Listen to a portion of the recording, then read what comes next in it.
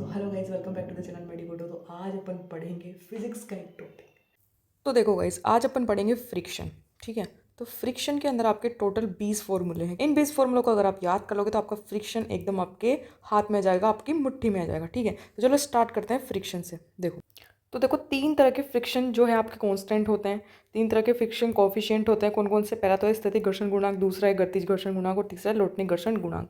तो ये 2018 में क्वेश्चन पीवाईक्यू में आपके आया हुआ भी है कि जो म्यूएस है क्या उसकी डायमेंशन होती है। तो म्यूएस क्या होता है? डायमेंशन लेस होता है, मतलब कि विमाहीन होता है। ठीक है। और म्यू आर क्या होता है? आपका विमा होती है इसकी, मतलब इसकी डायमेंशन होती है, इसमें विमा होती है।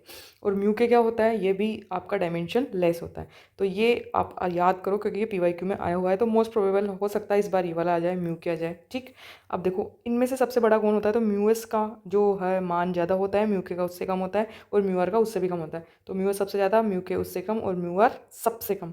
ये फोर्स ऑफ फ्रिक्शन आपका वाई एक्सिस पे लगेगा, और जो अप्लाइड फोर्स है वो किधर लगाएंगे अपन? एक्स एक्सिस पे। और अगर इन दोनों के बीच में अगर अपन ग्राफ खींचेंगे, एक तो क्या होगा, इससे घर्षण पहले बढ़ेगा बढ़ेगा, फिर थोड़ा सा और उसकी जो वैल्यू है वो इतनी पर आ जाएगी, उसके बाद में वो क्या हो जाएगा? कांस्टेंट हो जाएगा। तो कि घर्षण की वो वैल्यू जिस वैल्यू को अपन पार कर लिए, तो फिर आपका वहाँ से गतिज घर्षण लगना स्टार्ट हो जाता है। तो देखो सीमांत घर्षण जो है वो स्थैतिक घर्षण से थोड़ा सा ज़्यादा होता है। ये देखो आप ग्राफ में भी देख पा रहे होंगे, ये थोड़ा सा ज़्यादा होता है। ये स्थैतिक घर्षण क्या होता है? सेल्फ एडजस्टिंग होता है, मतलब कि जितना आप स्थैतिक घर्षण बल आपका लगेगा उतना ही आपका वेट होगा। मतलब जितना आप बल लगाओगे उतनी ही वैल्यू में आपका स्थैतिक घर्षण जो लगेगा वो अपोजिट साइड में लगेगा। विपरीत मान लो 50 न्यूटन का फोर्स इस डायरेक्शन में लगाया, तो लेफ्ट हैंड साइड में भी 50 न्यूटन का फोर्स लगेगा, और किसके बराबर होगा? वो स्थैतिक घर्षण के इक्वल होगा। तो ये सेल्फ एडजस्ट होता है, जितना आप फोर्स लगाओगे उतना ही फोर्स बैकवर्ड या अपोजिट डायरेक्शन में स्थैतिक घर्षण लगा देता है। ठीक है। तो देखो आपको बेसिक चीज़ बताती हूँ। ये आपकी मान लो कोई सरफेस है। ठीक है। ये मास रखा हुआ है यहाँ पे एफ फोर्स आपने लगाया इधर, तो आपका घर्षण किधर लगेगा? फ्रिक्शन किधर लगेगा? इधर अपोजिट साइड में। ऊपर आपका क्या लग रहा है? नॉर्मल लग रहा है। ठीक है। नीचे क्या लग जाएगा? एम जी।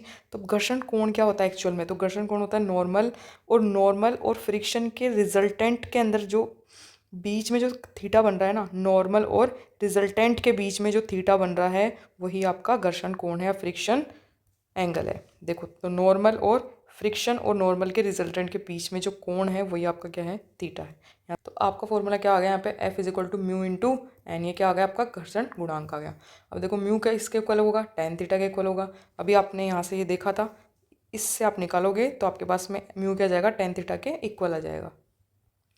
और ए किसके इक्वल हो जाएगा? म्यू इंटू जी। तो ये बेसिक फॉर्मूले हो गए आपके पास कि म्यू टेन थीटा के इक्वल होता है, और ए क्या होगा? म्यू इंटू जी का इक्वल हो जाएगा। अब देखो कार को अगर खुरदरे हॉरिजॉन्टल प्लेन से अपन घुमाएं, तो सेफेस्ट उसकी जो वेलोसिटी है वो कितनी हो कि वो पलटे ना, वो फिसले ना। तो कितनी होनी चाहिए उसकी? Under root of mu R G. तो ये बहुत फेमस फॉर्मूला, और इसमें साइकिल वाला भी क्वेश्चन आता है, बहुत सारे क्वेश्चन बनते हैं इसके, तो इसको याद कर लेना अच्छे से। कितना होने चाहिए? Under root of mu R G. ठीक है।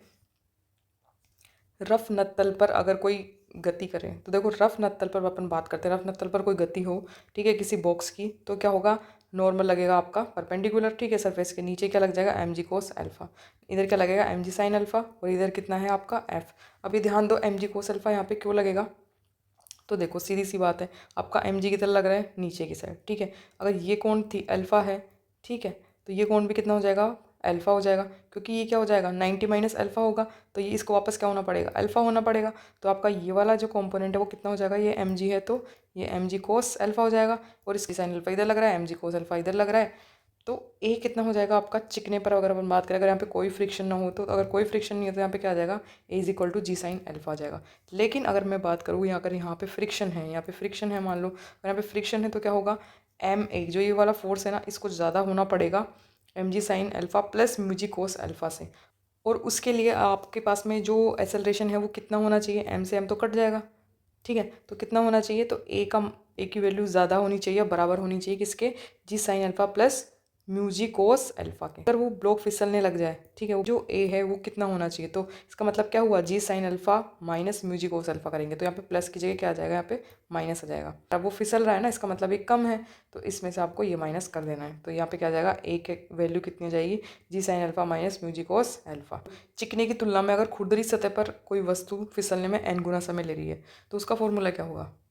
अगर मान लो एन गुना समय ले रही है, तो फिर उसका जो म्यू के है, मतलब कि आपका जो काइनेटिक ये है गुणांक, वो क्या हो जाएगा tan alpha into 1 minus 1 upon N square. तो ये फॉर्मूला आपके पास क्या जाएगा tan alpha into 1 minus 1 upon N square. और अगर मान लो आधा चिकना और आधा खुरदरा है मतलब रफ है, तब आपके पास में म्यू की वैल्यू कितनी आएगी, तो हो जाएगी 2 इंटू टेन अल्फा। यहाँ पे जो स्ट्रिंग है उससे ये मास है, एक ये मास बंधा हुआ है और एक मास लटका हुआ है। और यहाँ पे क्या है आपका म्यू घर्षण गुणांक आपको दे रखा है। ये 2014 में क्वेश्चन आया हुआ है, PYQ है, तो इसको ध्यान से देख लो एक बार।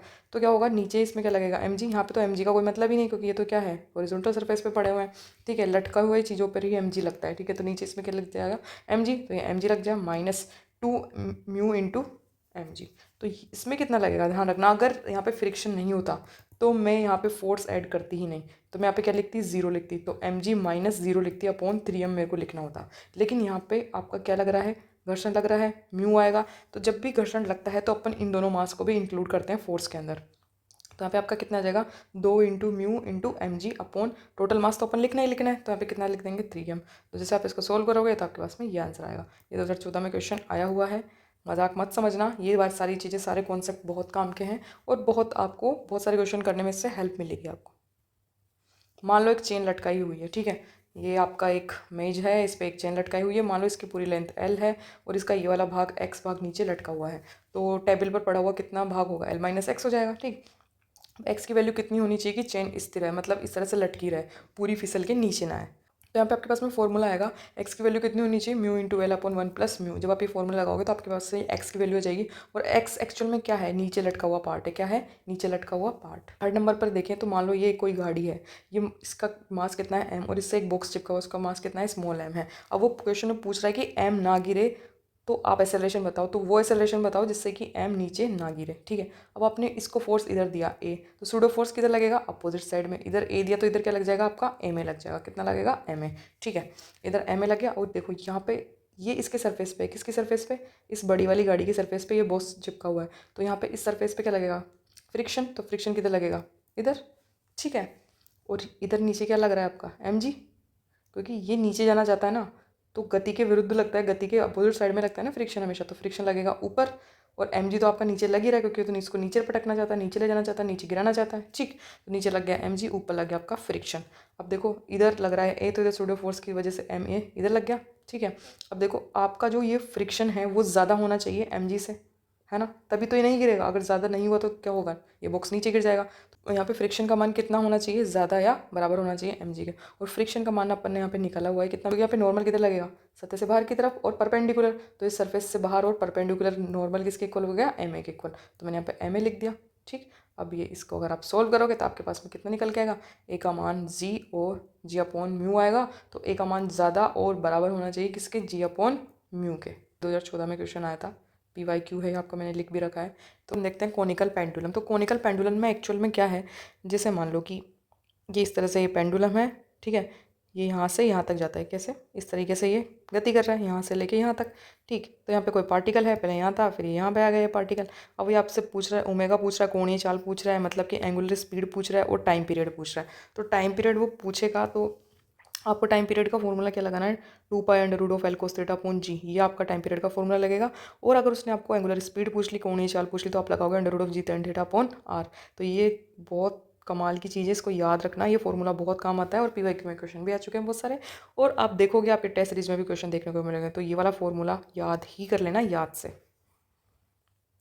अब देखो अगर बंकन गति की बात हो और मान लो कोई कार आपकी चल रही है विदाउट फ्रिक्शन, कोई फ्रिक्शन लेस सरफेस पे आपकी कार चल रही है, ठीक है, तो उसके लिए tan थीटा कितना होना चाहिए, v² अपॉन rg के इक्वल होना चाहिए या फिर h अपॉन b के इक्वल होना चाहिए। देखो यहाँ पे लगेगा सरफेस के बाहर नॉर्मल परपेंडिकुलर और सरफेस के बाहर नॉर्मल लग रहा है, ये थीटा है, तो ये यहाँ पे आप ये क्लिक खींचोगे तो ये भी क्या हो जाएगा थीटा, और ये क्या है n cos theta, mv² upon r बाहर की तरफ लगेगा, इसमें इधर आ जाएगा n sin थीटा।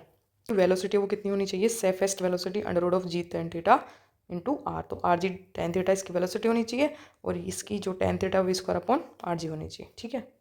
अगर खुरदरे सरफेस पे वो गति करे तो आपको वी मैक्स कितनी होनी चाहिए आपकी √rg into mu plus tan theta upon 1 minus mu tan theta. तो देखो ये 2018 में क्वेश्चन आया हुआ भी है, ऐसा नहीं है क्वेश्चन आया हुआ नहीं है, तो ये PYQ में आया हुआ भी है, तो इसको याद ही कर लेना। ये मत सोचना कि बड़ा है तो छोड़ देना, उससे कोई फर्क नहीं पड़ता, बड़ा हो चाहे छोटा फॉर्मूला आपको याद तो करना ही है। तो वी मैक्स का फॉर्मूला ही हो जाएगा, इसको याद करो और हाईलाइट करो। 60 नंबर पर अपन देखते हैं कि देखो एक बॉक्स पड़ा हुआ है, एक इसके ऊपर एक छोटा बॉक्स है, M2 मास है, इसका M1 मास है, इधर फोर्स लगा रहे हैं अपन, तो देखो फ्रिक्शन इधर लगेगा तो ये म्यू दे रखा है इसका, इसमें ये वाली सरफेस फ्रिक्शन लेस है तो इसका म्यू 0 दे रखा है, इसमें फ्रिक्शन है तो इसका म्यू दे रखा है। अब देखो इसमें कोई फ्रिक्शन ही नहीं है तो क्या हो जाएगा, M1 इंटू ए किसके इक्वल होना चाहिए, M2 इंटू जी इंटू म्यू। तो इसमें क्या होगा, देखो इसमें फ्रिक्शन लगेगा इधर कितना लगेगा, म्यू इंटू M2 इंटू जी, और इसमें फोर्स किधर लग रहा है, इधर आपका M1 इंटू ए, इस वाली सरफेस पे लग रहा है ना, नीचे वाली या ऊपर वाली बोल लो। अब नीचे कोई फ्रिक्शन ही नहीं है तो ऊपर भी वही आपका लगेगा कितना, M इंटू ए, लेकिन इस वाली सरफेस पे आपका क्या लग रहा है, फ्रिक्शन भी तो लग रहा है, तो आपका म्यू इंटू M2 जी किसके इक्वल हो जाएगा, M1 इंटू ए के इक्वल हो जाएगा। ठीक, तो इसमें क्या पूछता है एक्चुअल में आपको, वो इसका एसेलरेशन पूछता है, तो एसेलरेशन आप बता सकते हो इजीली, ये वाला आपका रिलेशन आ जाएगा, इससे एसेलरेशन निकाल दो, M1 का भाग दे दो इसमें, M1 से डिवाइड कर दो, चलो आंसर आ जाएगा ये होगा। ठीक, देखो 70 नंबर पर क्या है, किसी नत्तल को कितना एसेलरेशन दें अपन कि रखा हुआ ब्लॉक ना गिरे।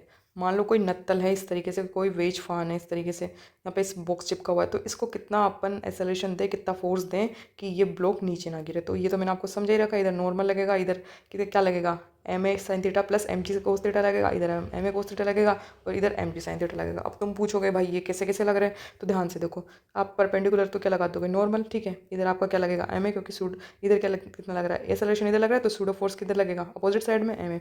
अब मैंने बताया था ये थीटा है, तो देखो ये 90 माइनस थीटा होगा और ये कितना होगा थीटा, तो आपका इससे कहाँ आ जाएगा, यहाँ पे एम जी कोस थीटा आ जाएगा वाला पॉइंट। ठीक है, इधर वाला एम जी साइन थीटा आ जाएगा, उसी तरह से ये वाला भी क्या हो जाएगा आपका थीटा होगा, तो इधर एम ए लग रहा है तो इधर क्या आ जाएगा, एम ए कोस थीटा, और इसका अपोजिट साइड में एम ए साइन थीटा।